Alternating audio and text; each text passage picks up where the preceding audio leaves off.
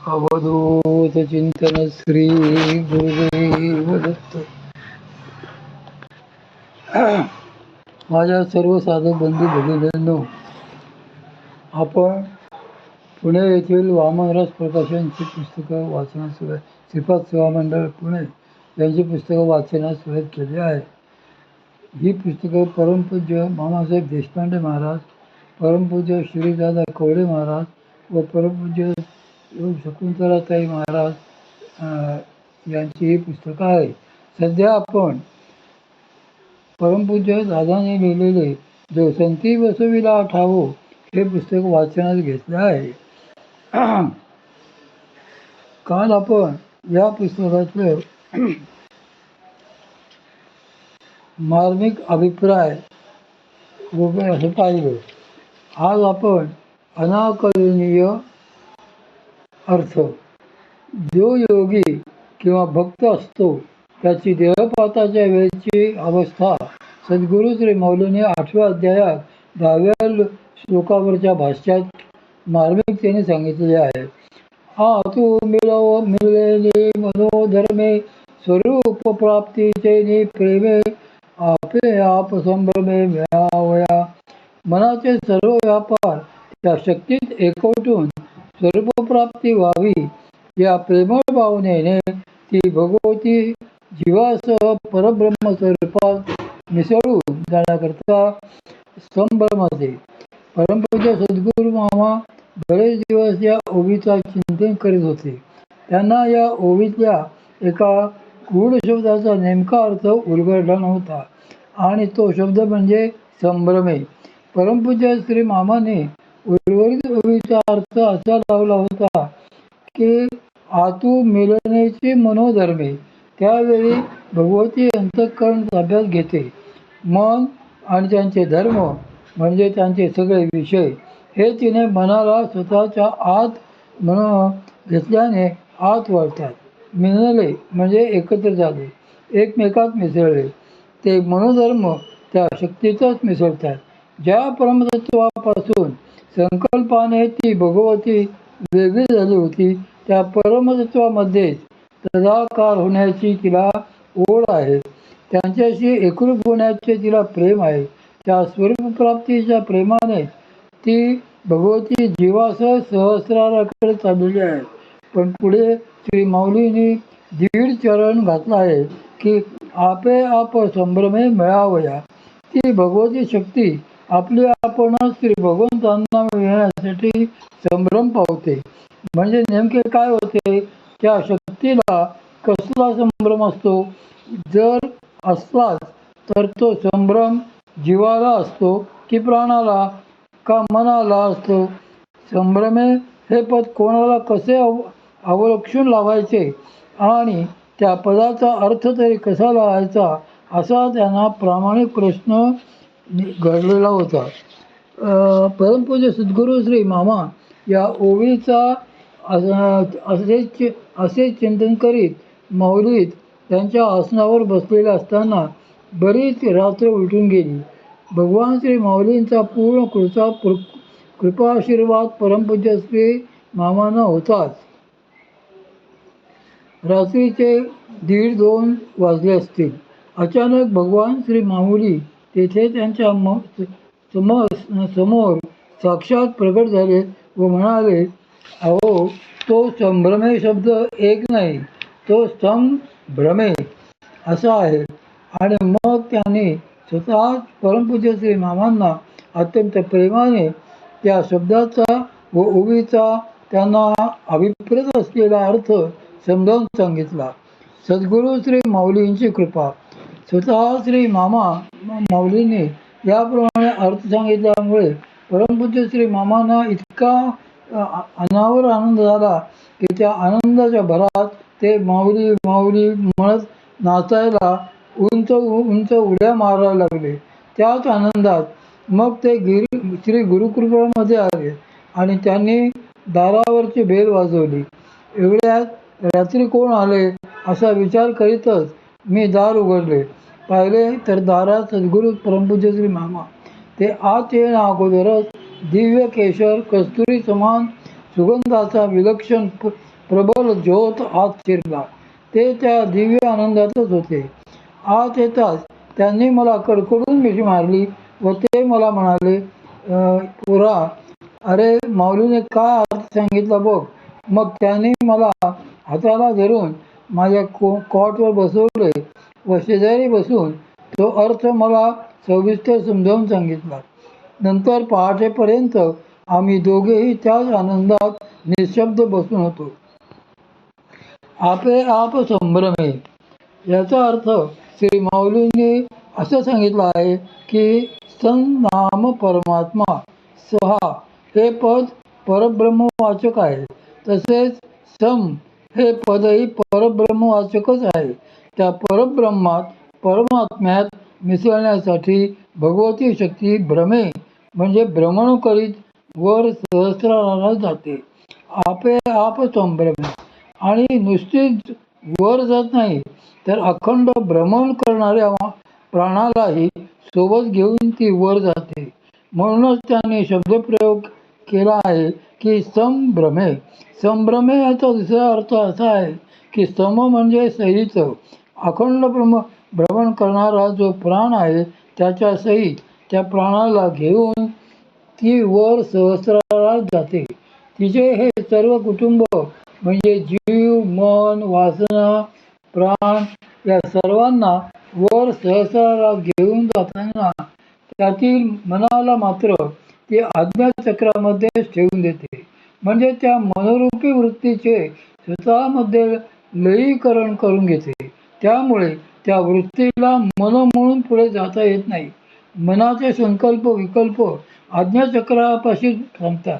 मनाचा जो स्थिर भाग असतो ते चित्त भगवतीत लय पाहून प्राणाबरोबर वर जाते.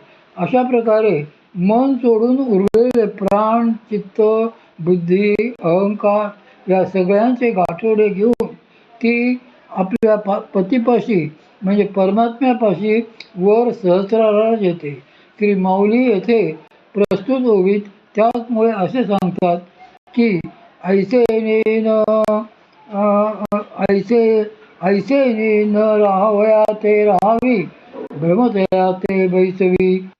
प्राणशक्तीचे खेळ धोकादायक. सतत भ्रमण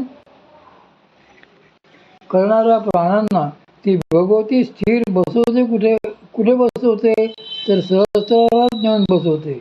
हे प्राण सूक्ष्म शरीरातल्या सर्व नाड्यांमधून जेव्हा पूर्णपणे निघतात आणि ब्रह्मनाडी वाटे ब्रह्मरंध्रामध्ये एकाग्र होतात तेव्हा शरीराचे सर्व व्यवहार थांबतात. शरीर पूर्णपणे निश्चल होते. असे शरीर निश्चल होऊन सर्व जाणीवा हरपल्या की आपण म्हणतो याची समाधी लागली. बाहेरून बघितले तरी अशा साधकाच्या शरीर, मन, प्राणांना निश्चलता आलेली कळते. अशा निश्चल शरीरामध्ये परत हालचाल केव्हा सुरू होते तर जेव्हा ती भगवती प्राणांना परत आपल्याबरोबर घेऊन खाली येते आणि येता येता त्या प्राणांना जेथून काढले असते तेथेच परत सोडते. तेव्हा त्यानंतरच शरीराची हालचाल परत सुरू होते, तोपर्यंत नाही. म्हणूनच त्या प्राणशक्तीशी कधीही अजाणतेपणी खेळू नये. परमपूज्य सद्गुरू योगीराज श्री वाद गुळवणी महाराज नेहमी सांगत की प्राणशक्तीशी भगवतीशी खेळ खेळणे हे विषारी नागिनीशी खेळ खेळण्यासारखे असते. का? कारण जर का त्या प्राणांचा एखादा अंश जरी निसटला व भलतीकडे जाऊन अडकून बसला तर त्यामुळे शरीरात विकृती सुरू होते. नाना असाध्य आधिव्याधी निर्माण होतात. प्रसंगी जीवही गमावण्याची पाळी येते. कारण प्राणांवरच शरीराचे सर्व व्यवहार चाललेले असतात. त्यातला एक अंश की भ्रष्ट झाला तरी काही खरे नसते. हठयोगाला जीवदान. परमपूज्य सद्गुरू श्री मामांकडे एकदा एका बेशुद्ध हठयोगाला स्ट्रेचरवर घेऊन काही लोक आले. त्या गृहस्थांनी कुणीतरी शिकवल्यावरून घरी मुद्रा व प्राणायाम करणे सुरू केले होते. एके दिवशी त्याने असाच प्राणायाम करून बंद लावला. पण कुठेतरी काहीतरी चुकल्यामुळे प्राण भलत्याच नाडीत शिरले आणि ते बेशुद्ध होऊन पडले. ते सलग 3 महिने बेशुद्धावस्थेतच होते. त्यांचे शरीर वाळून गेले होते, कारण त्या शरीराला नीट पोषण मिळत नव्हते. डॉक्टरांनी त्यांना लाईफ पोस्टवर ठेवले होते, तरी त्याचा फारसा उपयोग झालेला नव्हता. त्यांचा श्वास थांबलेला होता, हृदयाचे स्पंदन थांबलेले होते, नाडी थांबलेली होती. पण ते गृहस्थ मेलेले मात्र नव्हते, कारण अशा वेळी शरीराचे विघटन होत नाही. मधूनच मेंदूचे प्रतिसाद येत असत. मेंदू जिवंत असल्यामुळे त्यांना मृत कसे घोषित करायचे, म्हणून डॉक्टरही विचारात पडले होते. शेवटी एका स्नेहाच्या अत्याग्रहावरून ॲम्ब्युलन्समध्ये घालून त्यांना परमपूज्य श्री मामांकडे दाखवायला आणले होते. त्या गृहस्थांकडे पाहताच परमपूज्य सद्गुरू श्री मामांना काय घडले असावे ते ताबडतोब लक्षात आले. त्यांनी सांगितले की हे हठयोगी आहेत. त्यांचा प्राण भलत्याच नाडीत जाऊन बसला आहे, म्हणून असे झाले आहे. त्यावर सोबत आलेल्या डॉक्टरांनी विचारले की यावर उपाय काय आहे. मग परमपूज्य श्री मामांनी प्राणविद्येच्या साहाय्याने त्यांच्यावर उपचार केले. अडकलेले प्राण त्या नाडीतून बाहेर काढले. तेव्हा ते गृहस्थ शुद्धीवर येऊन हळूहळू जागृतीत आले. त्यांना जीवदानच मिळाले. मात्र त्या खटाटोपामध्ये परमपूज्य श्री मामांच्या शरीरात खूप उष्णता वाढली. त्याचा पुढे काही दिवस त्यांना त्रासही झाला. प्राण जर असा एखाद्या भलत्याच नाडीत अडकला तर तो फक्त त्याच नाडीचे कार्य करेल, इतर नाड्यांचे कार्य तो थांबवून टाकेल. असे आपण दिवा लावताना ज्याचे बटन दाबू तोच दिवा लागतो, नाहीतर बटन या खोलीतले दाबले आणि बाहेर रस्त्यावरचे दिवे लागले. असे कधी होते काय? विविध नाड्यांची कार्ये. त्याचप्रमाणे प्राण ही देखील एक शक्तीच आहे. ती ज्या उपनाडीमध्ये जाईल त्या नाडीचेच कार्य सुरू ठेवी. इतर मुख्य नाड्यांचे कार्य त्यावेळी होणार नाही. म्हणूनच ती भगवती प्राणनवांची पेंडी याप्रमाणे नवप्राणाची जुडी बांधते आणि ती दुसरीकडे कुठे दाखवत नाही, तर ती घेऊन सुषुम्नेमध्ये प्रवेश करते. सुषुम्ना नाडीचे कार्य परमार्थ हेच आहे, म्हणून मग त्यावेळी परमार्थ होऊ लागतो, इतर कार्य होत नाही. प्राण हा वेगवेगळ्या अवस्थांमध्ये वेगवेगळ्या नाड्या उपनाड्यांमधून फिरत असतो. म्हणूनच त्याला श्री माऊलींनी ब्रह्मतयाते असे म्हटले आहे. आपण जागृतावस्थेत असतो तेव्हा प्राण सूक्ष्म शरीराच्या इडापिंगला नाड्यांमधून वाहत असतो. स्वप्नावस्थेत असताना तो शरीराच्या मनोवाह नाड्यांमधून फिरत असतो. म्हणूनच स्वप्ने दिसत असतात. जेव्हा स्थूल शरीर गाढ निद्रेत असते तेव्हा सूक्ष्म शरीरातील हितानामक नाड्यांमध्ये प्राण जाऊन राहिलेला असतो. ती सुषुप्तीची अवस्था असते. त्याचप्रमाणे प्राण जेव्हा सुषुम्नेमध्ये प्रवेशतो तेव्हा तुर्यावस्था येते. ती अवस्था सुषुम्नेशीच निगडीत आहे. भगवती जेव्हा सुषुम्नेत प्राण घेऊन येते तेव्हा तुर्या अवस्थेची सुरुवात होऊ लागते आणि ती जेव्हा जीवासह ब्रह्मरंध्रामध्ये जाऊन स्थिरावते व शिवस्वरूप होते तेव्हा ती जीवाची तुर्यातीत अवस्था असते. तुर्यावस्थेची सुरुवात ही प्राणांच्या स्थैर्यानेच होत असते. त्यामुळे ते स्थैर्य जेव्हा सुरू होते तेव्हा त्याच संदर्भाने श्री माऊली म्हणतात की ऐसे नीन राया ते राहावी ब्रह्मतया ते बैसवी थापटुनी चेववी विरक्ती ते. त्या भगवतीने मनालाही एके ठिकाणी स्थिर केले आणि प्राणालाही एका ठिकाणी शांतपणे बसवले. तिने याप्रमाणे त्या दोघांनाही स्थिर केले.